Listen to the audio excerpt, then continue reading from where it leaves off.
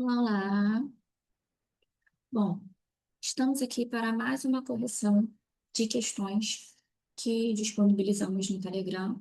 Vamos aqui para a correção referente à semana 19. Bom, temos aqui então o texto que é um excerto de Lima Barreto, um excerto tirado do romance Triste Fim de Policarpo Quaresma. Bom, temos colocado os textos aqui para facilitar, né, as análises, para ficar uma coisa um pouco mais contextualizada, para facilitar a análise e a visualização do trecho dentro de um contexto. Bom, então vamos logo para os itens, né? Vamos lá. Item retirado do simulado 23 do nosso livro Português em Prosa versus Questões. Vamos lá para a questão 2. Item 1. Apesar de apresentar valores semânticos diferentes, a palavra mais possui mesma classe gramatical nos trechos seguintes.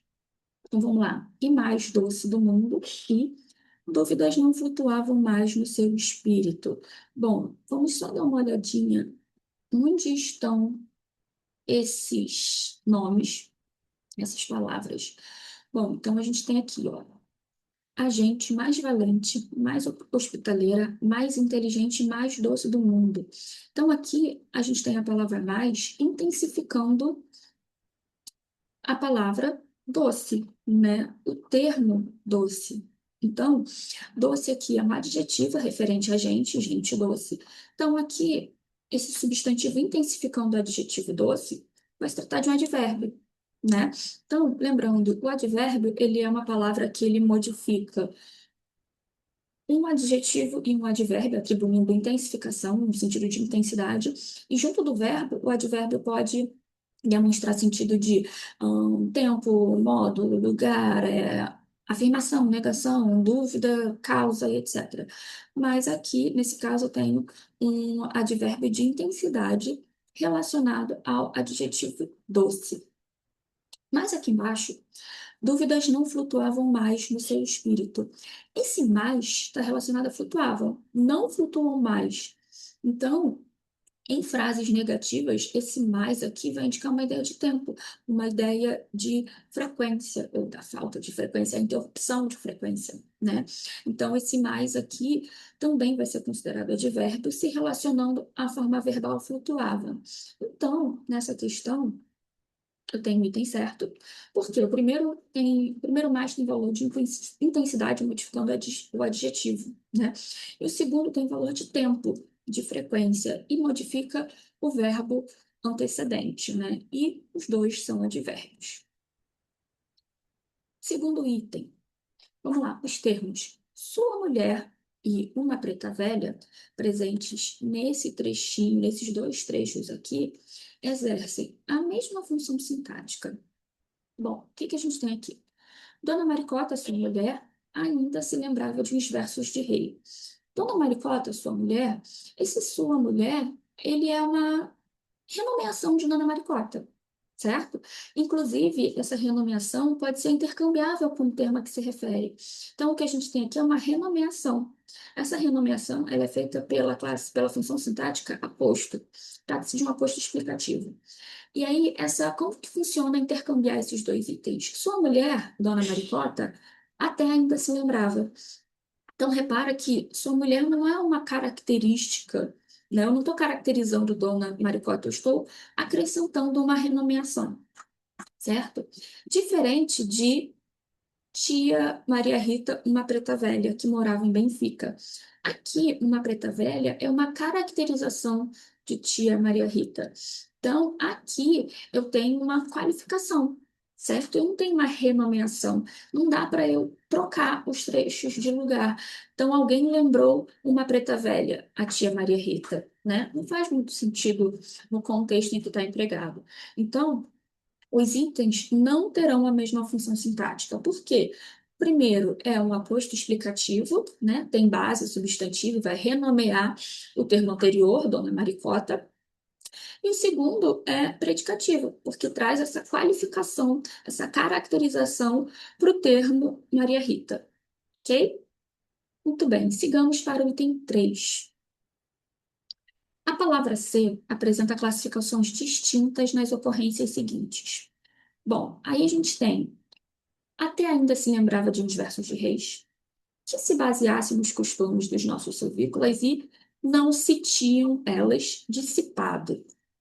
Bom, antes de tudo, quando a gente se depara com o verbo acompanhado da partícula C, a gente precisa primeiro avaliar a transitividade desse verbo, certo? Então, no primeiro caso, lembrava. Quem se lembra de alguma coisa. Tem um verso, tem um verbo transitivo indireto aí. Bom, considerando que eu tenho um verbo transitivo indireto mais a partícula C, eu até poderia pensar na classificação tradicional desse ser, que seria um pronome de indeterminação do sujeito.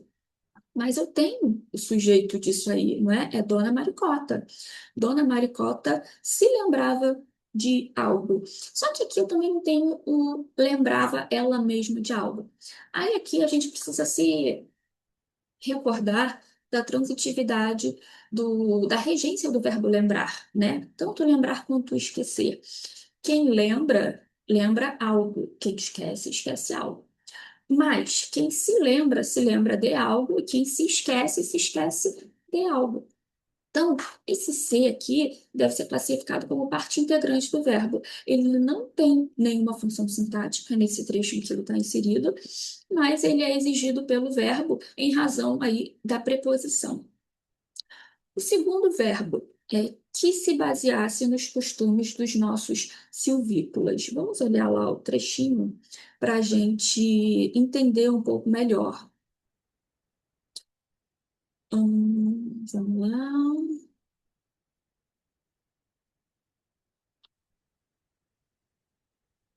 Aqui, ó.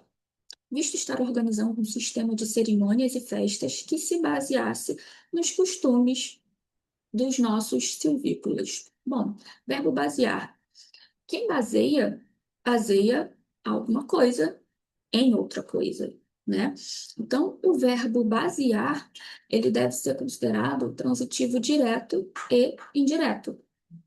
Tendo aí nesse trecho que se baseasse nos costumes dos nossos silvícolas, quem baseia, baseia a si mesmo em alguma coisa. Então, esse ser aí, ele pode ser classificado como um pronome apassivador. Então, olha só, relembrando, nos deparamos com um verbo, a gente precisa pensar na transitividade dele. Basear é um verbo transitivo direto e indireto. Sendo ele um transitivo direto, a gente já consegue pensar na possibilidade de o ser pronome passivador, né? Porque o ser como pronome passivador, ele só vai estar relacionado a um verbo transitivo direto, né? Para acontecer voz passiva, o verbo precisa ser transitivo direto. Então, que se baseasse nos costumes. E aí, percebendo que existe essa possibilidade de o pronome ser apassivador, a gente tenta passar isso, essa frase, que provavelmente que pode estar na voz passiva sintética, para a voz passiva analítica. Então, que se baseasse nos costumes ou que fosse baseado nos costumes dos nossos silvícolas. Então, esse ser aí, ele é. Percebem que a frase, né? Se baseasse, que fosse baseado. Então, a gente consegue transformar essa voz passiva sintética em voz passiva analítica, comprovando que esse ser é um pronome passivador, certo? Então, basicamente é o seguinte: quando a gente se depara com uma partícula C junto do verbo, a gente precisa avaliar a transitividade verbal. Se ele for transitivo direto, a gente tem chance de que esse pronome seja um pronome apassivador. E aí, para fazer a prova real, né, se é um pronome apassivador ou não, a gente troca, a gente tenta fazer a alteração, a transformação da voz passiva sintética, que é a voz passiva com C, para a voz passiva analítica, para a gente comprovar se trata de um desse ser como pronome passivador. A outra possibilidade é que esse ser possa ser classificado como pronome reflexivo, né? Porque, ó, um exemplo, não se tinham elas dissipado. Então, tinham dissipado. Aqui a gente tem uma locução verbal, certo? Uma locução verbal que é ter dissipado. Dissipar, a gente vai classificar isso com base no verbo principal, que é dissipar. Dissipar é transitivo direto. Quem dissipa, dissipa alguma coisa. Nesse caso aqui, tinham dissipado elas próprias. Então, repara que o ser, junto dessa locução transitiva direta, ele sofre a ação do verbo também, não é? Então, tinham dissipado elas mesmas, elas próprias. Então, nesse terceiro trecho, na verdade, o que eu tenho é um pronome reflexivo com função de objeto direto. O ser, então, nessas três ocorrências, tem três classificações diferentes. Na primeira, funcionando como parte integrante do verbo. Na segunda, um pronome apassivador. E na terceira, um pronome reflexivo com função de objeto direto. Para finalizar, item 4.